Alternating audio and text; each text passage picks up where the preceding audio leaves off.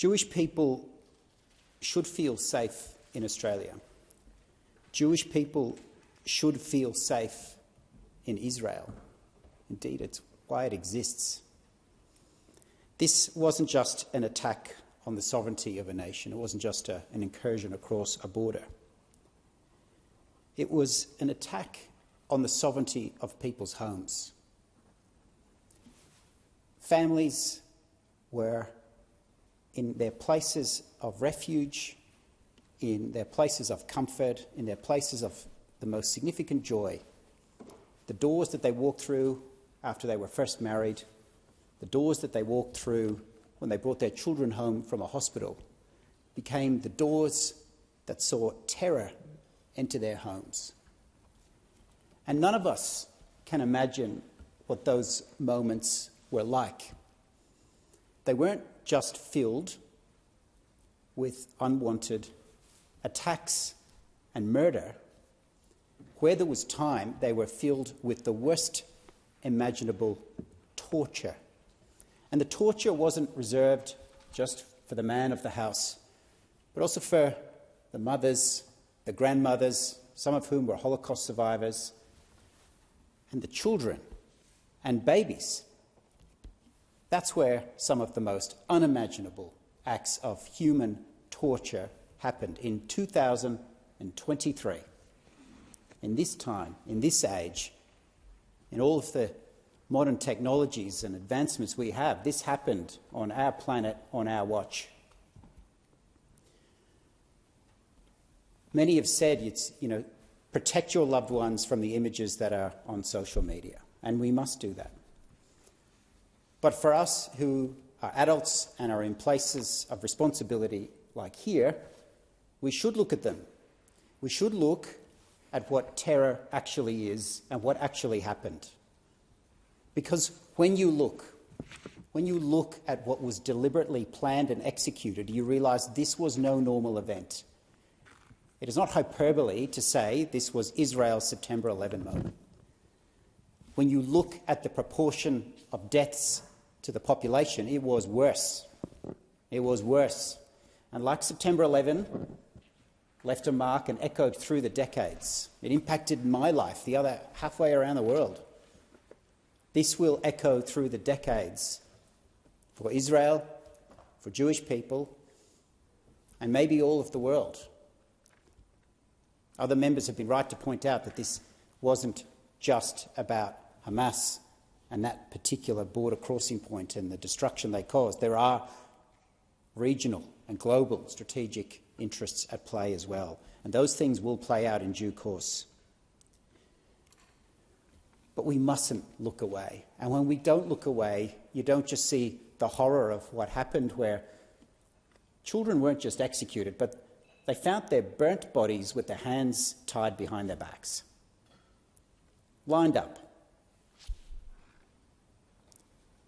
Of all the horrors that happened in the Holocaust and the scale of that, that form of death is even worse, and it happened in 2023, not 1943, 2023. Children killed in their cots, and the aftermath of where family pets are sitting on the beds where their family was. And if they could talk, they'd say, "I let you down."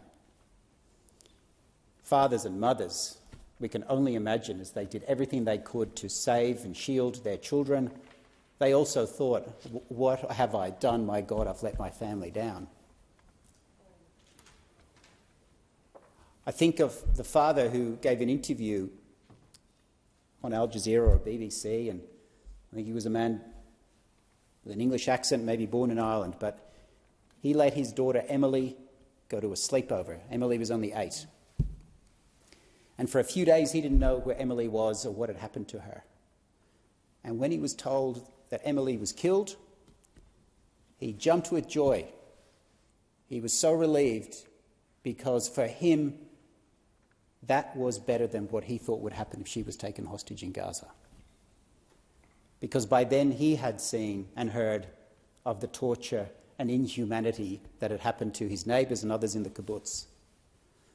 You just stop and think about that. A father feeling joy that death for his 8-year-old at a sleepover was better than the alternative. And we mustn't forget the images of children and women being taken hostage. That was a deliberate act. That's part of what's coming next. And we saw the images of a young girl with bloodied clothes being dragged by her hair from the boot into the side of a car. We saw the grotesque images posted of Hamas holding young children and a baby in a pram. That image is designed to cause terror and fear. And then the threat not only to execute the hostages but to broadcast it, to publish it. It's the worst fear imaginable. And that is why the comparisons with ISIS are absolutely right. Again, but Hamas is probably even worse. Even worse because of the scale of the attacks and the scale of the terror. Hamas is not only an enemy of Israel, it's an enemy of the world, and it's an enemy of the people of Gaza. Because other members are right to point out that this act of terror isn't just an end in itself, it is designed to provoke a reaction. It is designed to see retribution, and they have designed it in a way that the legitimate military targets are put in places where civilians are. Those are decisions that Hamas are making. And none of us who say Israel has a right to defend itself will take any joy or any pleasure with what's coming next. No reasonable person would look forward to that. I think of the many families in Australia who have relatives who are reservists, who signed up and did their training in the Israeli Defence Force, who have now been called up. And in the coming days and weeks and months, many of them will die. That will happen. And those families are living with that fear and apprehension right now. I'm thinking of the families of the hostages who are there. There's potentially some hope, some way that they can be saved. And if there's any humanity in Gaza, any humanity in Hamas, please do everything you can to see them released, even just some of them, just the children, the babies, let them go. In July, I was one of 3 parliamentary delegations that left here from this place with members from across the aisle who went to various trips to Israel and Palestine.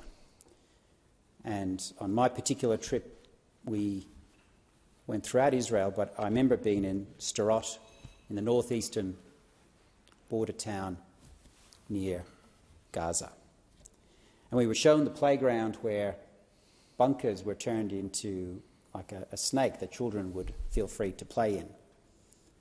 I keep thinking that many of the children who played in that are no longer with us anymore. And many of those children who played in that playground are now hostages in Gaza. I know it's unparliamentary to refer to members' names, but I just want to single out some of the Jewish members of Parliament here: Mark Dreyfus, Julian Leeser and Josh Burns. It has been particularly hard for them, as well as some of the Victorian state members, Paul Hamer, who overlaps with my seat, and David Southwick. This is particularly hard on that community, and I acknowledge that it is hard on the Palestinian community here too, and members who have relatives in Gaza. I acknowledge that too, and that has been well put by other members. I want to acknowledge the North Eastern Jewish Centre in my electorate, and I want to thank the Community Services Group in Melbourne, who are working round the clock to keep the Melbourne Jewish community safe. I want to thank you, and we're thinking of you, and we are here for you.